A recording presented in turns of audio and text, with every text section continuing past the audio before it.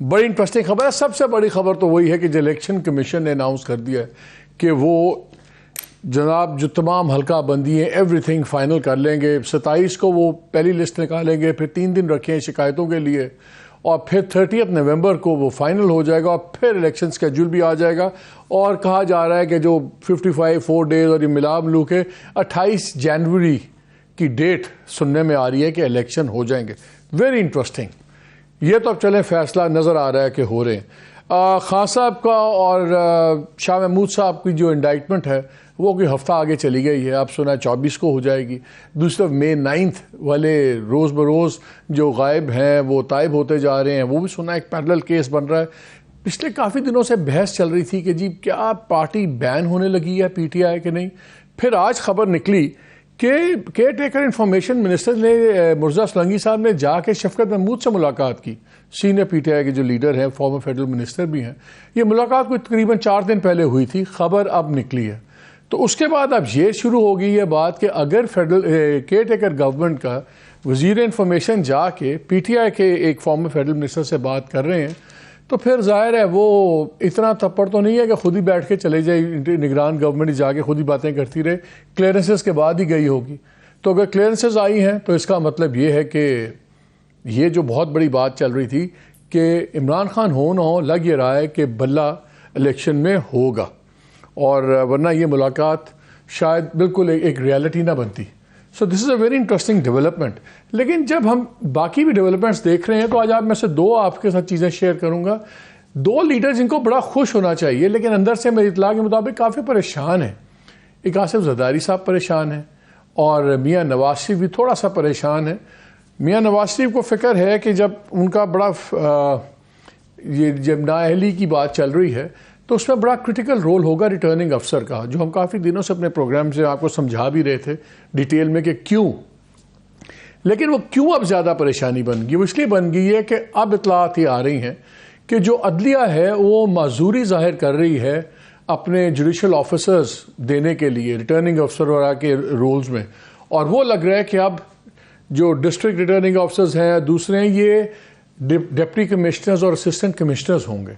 अब अगर assistant commissioner या डिप्टी कमिश्नर फैसला कर रहा है मियाँ साहब के किसी इसी नॉमिनेशन पेपर्स पे, तो जाहिर है फिर आपको पता है कि इन्फ्लुएंस किसका मैटर कर सकता है।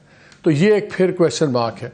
पीपल्स पार्टी की इतला ये है, जब ऑफ द रिकॉर्ड उनके सीनियर लोगों से बातें करते हैं तो उनको लग ये रहा है कि शायद हमें इस बारी सिंपल मेजॉरिटी ना मिल सके सिंध में, ये ना मिलने दी जाए और हमें अलायंस करना पड़े। ये भी एक चेक होगा। इन सारी चीज़ों के अंदर जब आप ऐड करते हैं तो सडनली आपने देखा है पिछले कुछ दिनों से बहुत ज़्यादा सबकी जमहूरियत जागी हुई कि जल्दी जल्दी इलेक्शन हो, जल्दी जल्दी इलेक्शन हो। उसमें यह भी एक बहुत बड़ा फैक्टर है जब से सर्विंग आर्मी ऑफिसर्स नैब के साथ अटैच किए गए हैं।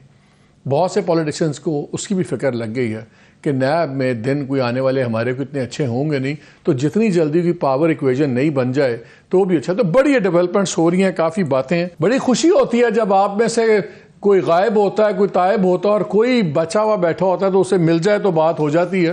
तो पहले तो आप वो रेयर ब्रीड हैं, आपसे बात हो जाए। ये बताएं, आपसे मुलाकात हुई ये मुर्जा सोलंकी साहब की, तो क्या इसका मतलब है? हमें तो ये नज़र आ रहा है कि इसका मतलब तो ये है कि शायद आप लोग बैन नहीं हो रहे, वरना इंफॉर्मेशन फेडरल इंफॉर्मेशन मिनिस्टर क्यों मिलता है? आप लोगों की क्या रीडिंग है, क्यों मुलाकात हुई है? ये देखिए जी, वो मुर्जा सोलंकी साहब ने मुझे फ़ोन किया 1 दफ़ा 2-3 दफ़ा, मैंने पार्टी से मशवरा किया, पार्टी की इजाज़त से मैंने उनसे मुलाकात की और मुलाकात में नेचुरली हमने मुल्की हालात जो है उनको डिस्कस किया। उनका अपने गवर्नमेंट के बारे में उन्होंने कहा कि हम चाहते हैं कि फ्री एंड फेयर इलेक्शन कराया जाए और जो हमारी जिम्मेदारी है उसको हम ऐसे तरीके से पूरा करें। तो मैंने गुजारिश की कि उसके लिए बड़ा ज़रूरी है कि लेवल प्लेइंग फील्ड होनी चाहिए सबके लिए, क्योंकि अगर ये तासुर हुआ कि लेवल प्लेइंग फील्ड नहीं है तो फिर फेयर एंड फ्री इलेक्शन जो है वो कोई तस्लीम नहीं करेगा। और इस वक्त कौम की जो एक रिक्वायरमेंट है या आगे बढ़ने के लिए जो अशद एक ज़रूरत है वो ये है कि एक ऐसा इलेक्शन हो जिसको सारे लोग तस्लीम करें। और हम अगर कौमी इत्तेफाक राय करते हैं और करने की तरफ बढ़ते हैं, जो कि हमें बढ़ना चाहिए, क्योंकि इतने बुरे हालात कौम के, मेरा ख्याल है कि मुझे याद नहीं पड़ता कि मुआशी और हर लिहाज से इतने बुरे हों, तो इसको आगे बढ़ने के लिए कौमी इत्तेफाक राय बहुत जरूरी है। शफकत, आपके पास आपका तो मुझे अंदाजा है, लेकिन अभी और भी मैं आपसे पूछूंगा, वो क्या पैगाम लेके आए थे? बिकॉज वो केयर टेकर गवर्नमेंट है, और मैं इसलिए जानना चाहता हूं कि वो क्यों मिलना चाहते थे, वो क्या पैगाम लेके आए थे? पता नहीं मैं उसको पैगाम कहूं या कैसे, क्योंकि पैगाम उन्होंने ये नहीं कहा कि मैं ये पैगाम लेके आया हूं या मैं आपके साथ उन्होंने वही बातें की जो मैंने आपको कहा है कि जो एक केयरटेकर गवर्नमेंट की जिम्मेदारियां होती हैं उसके बारे में बात की। उन्होंने ये नहीं मुझे कहा कि मैं आपके लिए किसी शख्स से या किसी प्राइम मिनिस्टर से या किसी और जरगा से मैं कोई नहीं, एक होता है ना, एक होता है, देखें, एक होता है कि मैं आपको मिलने आया हूं, मैं कहता हूं शफकत साहब अब इलेक्शन होने वाले हैं, मैं आपको यह तसल्ली देने आया हूं कि आपकी पार्टी को भी भरपूर मौका मिलेगा, आप फिक्र ना करें, बिल्कुल हम इवन हैंडेडली ट्रीट करेंगे। तो वो एक पैगाम होता है ना। क्या वो ये कहने आए थे आपको कि आपको इवन प्लेइंग फील्ड मिलेगी, सब कुछ? आखिर कुछ तो करने आए थे ना, खाली आपकी चाय तो नहीं पीने आए थे? नहीं, उन्होंने इस चीज का अदा किया था कि हम उनकी गवर्नमेंट की ख्वाहिश है कि फेयर एंड फ्री इलेक्शन हो, और वो जो केयर टेकर गवर्नमेंट की जिम्मेदारी है उसको फेयर एंड फ्री इलेक्शन के जरिए निभाएं।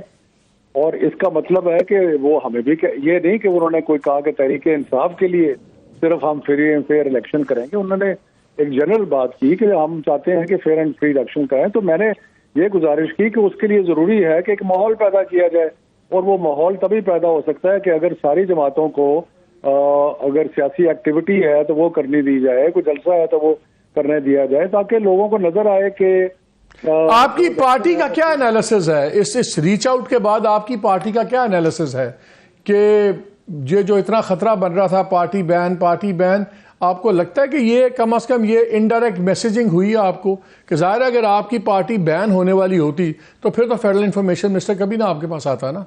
तो आप लोगों ने इसको लिया? ये मालिक, ये तज्जिया तो आपने करना है, लेकिन हम तो हर किसी से मिलने के लिए तैयार हैं, और हमारी पार्टी ने ये कहा है कि हम हर किसी से बातचीत करने के लिए तैयार हैं।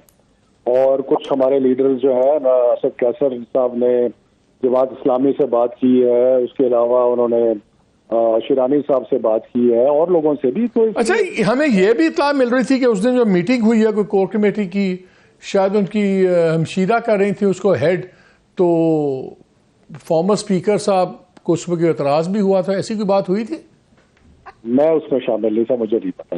अच्छा, ये बताइए, लास्ट क्वेश्चन, एक बात हम ये भी सुन रहे हैं कि बहस चल रही है पीटीआई में कि अगर इमरान खान को सज़ा होती है साइफर में, और या उसके साथ में 9 का जो आप सुन रहे हैं कि केस तैयार हो रहा है, बन रहा है, FIRs में नाम है, तो पीटीआई, अगर चेयरमैन पीटीआई को सज़ा होती है या वो डिसक्वालीफाई होते हैं, तो क्या पीटीआई इस पे भी ऑप्शन ये ज़ेरे गौर है कि इलेक्शंस का बॉयकॉट किया जाए? ऐसी कोई डिस्कशन नहीं है, और लेकिन मैं अपनी ज़ाती राय आपको ज़रूर दूंगा कि इलेक्शन का कभी बॉयकॉट नहीं होना चाहिए, और मुझे यकीन है कि पार्टी इलेक्शन को बॉयकॉट नहीं करेगी।